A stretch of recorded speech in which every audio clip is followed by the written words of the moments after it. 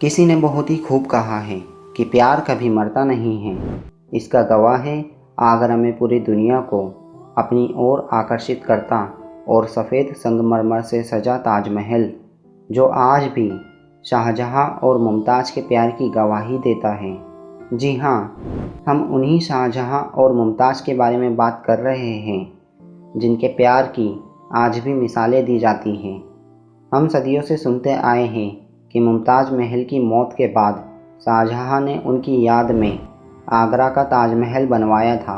लेकिन क्या आपको पता है कि उनकी इस प्रेम कहानी की शुरुआत आखिर कैसे हुई थी?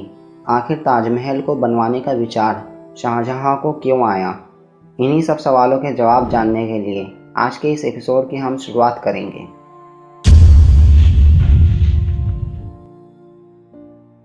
ये बात शुरू होती है सन 1607 में, जब इंडिया और पाकिस्तान में मुग़ल साम्राज्य का शासन हुआ करता था। उस दिन मुग़ल शहंशाह के सबसे छोटे बेटे शहाबुद्दीन मोहम्मद खुर्रम का जन्मदिन था। शहाबुद्दीन 15 साल के हो चुके थे। इस मुबारक दिन पर आगरा के एक किले में एक आलीशान पार्टी रखी गई।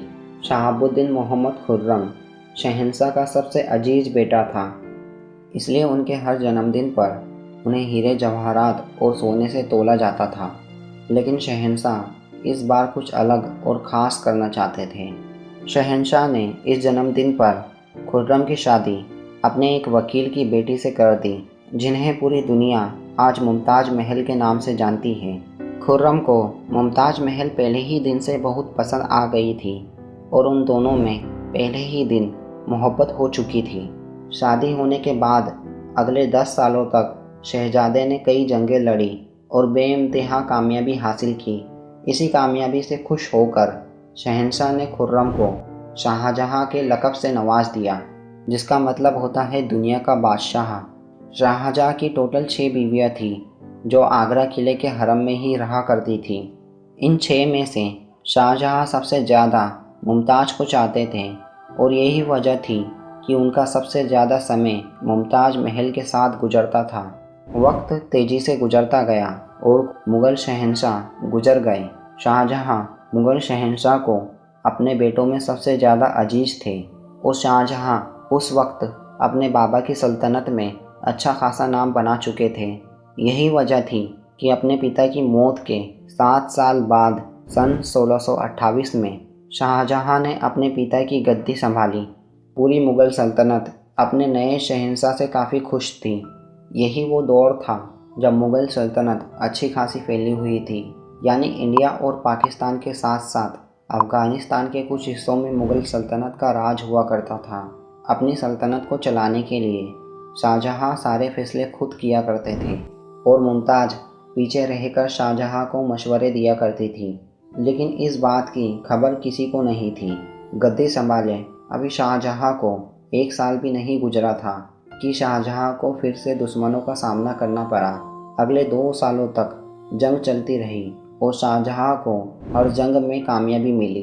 सल्तनत काफ़ी खुश नज़र आ रही थी। सभी लोग काफ़ी खुश थे, लेकिन किसी को भी इस बात का जरा सा भी इल्म नहीं था कि ये सारी खुशियाँ कुछ ही पल में मातम में बदल जाएगी। कहा जाता है कि शाहजहां और मुमताज़ के 13 बच्चे हो चुके थे और मुमताज़ अब अपने 14वें बच्चे को जन्म देने वाली थी। 13 बच्चे को जन्म देने के कारण मुमताज़ शारीरिक रूप से काफ़ी कमज़ोर हो चुकी थी। जैसे जैसे 14वें बच्चे को जन्म देने का समय नज़दीक आया, उसी दौरान सन 1931 में लोधियों ने विरोध का झंडा उठा लिया। शाहजहां के पास लोधियों का सामना करने के अलावा और कोई दूसरा चारा मौजूद नहीं था। शाहजहां चाहते थे कि इस युद्ध में मुमताज़ उनके साथ रहे और उन्होंने मुमताज़ को अपने साथ बुरहानपुर ले जाने का फ़ैसला किया। मुमताज़ ने शाहजहां का दिल रखा और हकीमों के लाख मना करने के बावजूद भी वे शाहजहां के साथ चलने के लिए तैयार हो गई। बुरहानपुर में ही मुमताज़ ने अपनी 14वीं बेटी गौहर आरा को जन्म दिया। 14वें बच्चे के जन्म के बाद ही मुमताज़ को इस बात का अंदाज़ा हो चुका था कि वो अपनी आखिरी सांसें ले रही है। उस वक्त शाहजहां जंग जीतने के लिए अपनी रणनीति बना रहे थे और मुमताज़ एक आखिरी बार अपने पति को देखना चाहती थी। शाहजहाँ को जैसे ही इस बात का इल्म हुआ, वे अपनी सारी रणनीति और युद्ध को छोड़कर अपनी सबसे चहेती बेगम मुमताज़ महल के पास उनसे मिलने पहुँचे और मुमताज़ ने एक आखिरी बार अपने शहंशाह का दीदार किया। उन्होंने अपनी आंखें खोली, उनकी आंखों में से आंसू बह रहे थे। शाहजहाँ समझ चुके थे कि ये उनकी और मुमताज़ महल की आखिरी मुलाकात है। ये वही मंजर था जब पूरी मुग़ल सल्तनत गम के बादलों में डूब चुकी थी। मुमताज़ महल ने अपने आखिरी समय में शाहजहाँ से 2 ख्वाहिशें जाहिर की। उन्होंने कहा था कि उनके मरने के बाद उनका सबसे खूबसूरत मकबरा बनाया जाए और इसके साथ ही साथ मुमताज़ महल ने शाहजहाँ से दूसरी शादी ना करने का भी वादा लिया था। ये दोनों वादे लेने के बाद मुमताज़ ने आखिरी बार पलक झपकाई और इस दुनिया को अलविदा कह दिया।